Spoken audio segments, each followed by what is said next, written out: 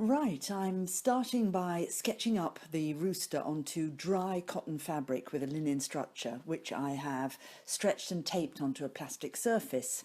I'm using an Inktense pencil in a colour called charcoal grey. I'm just sketching it up, measuring, and just getting a light sketch there. I'm sketching quite lightly so that the lines don't get too strong when I then add liquid to them. I could, if I wanted to, do a sketch first and put it under the fabric and trace over it, but I'm choosing to sketch freehand. I want two of these roosters on my cushions, or on my cushion, so I'm placing the next one on the right and a little higher up.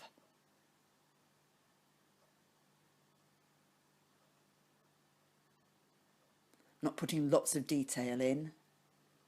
I'm just getting it down so that I can colour it in.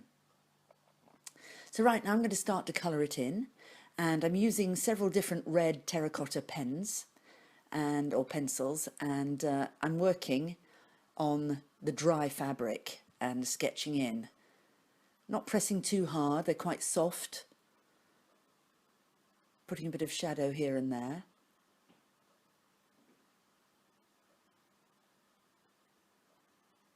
Inktense pencils don't look that much fun actually before you've actually added liquid to them.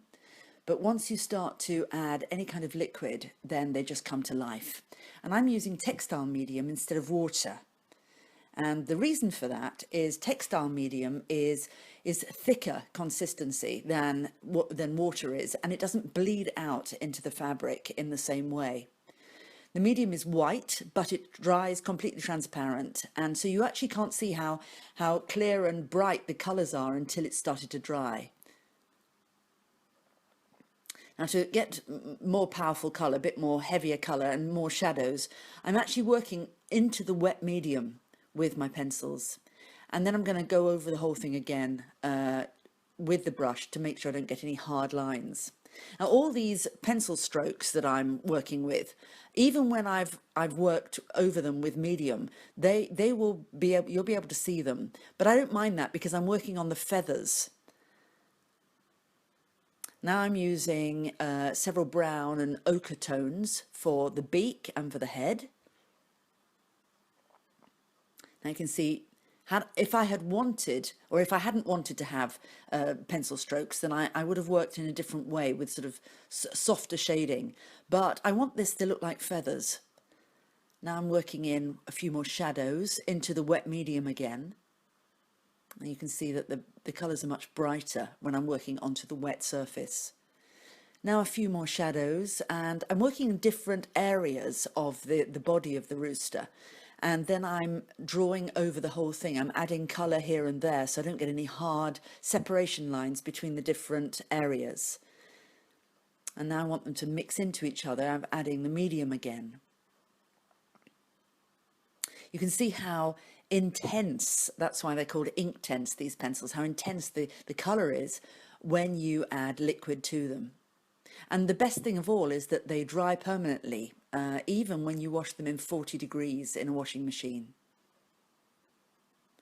Now I'm mixing different grey and brown nuances, charcoal grey, bark and saddle brown. And then adding more textile medium over the top, as you can see, to mix the colours in.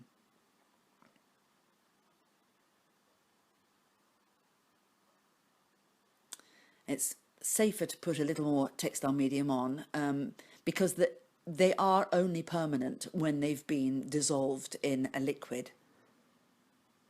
I'm working on top again, and then a little bit more textile medium.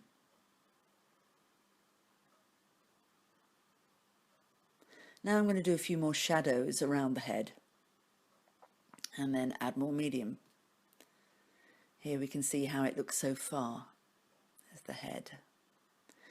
Now, lastly, I'm using a permanent black fineliner to do the outlines and also the details in the feathers.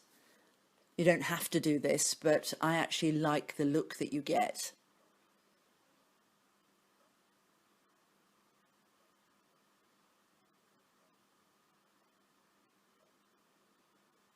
Now I'm adding a few more feathers on the tail of the rooster. Gives extra depth, and of course it's a permanent fineliner, so there's no problem using it. Now I've started on the second rooster on the right hand side. Not quite finished with it yet, but you can see where it is placed beside the other one in slightly different colours. Here's the last one, or the first one rather, which is finished. The details of the tail. There's the head again and the tail. You see all the shadows that I've done. And halfway, as you can see, through the second one. Right, now I've finished them both. And when I'd finished, I used a stencil with a gelato pastel to create patterns in the background. And I've got that on another film. There's the back of the cushion. I've now sewn it together. And it's finished. And this is what it looks like.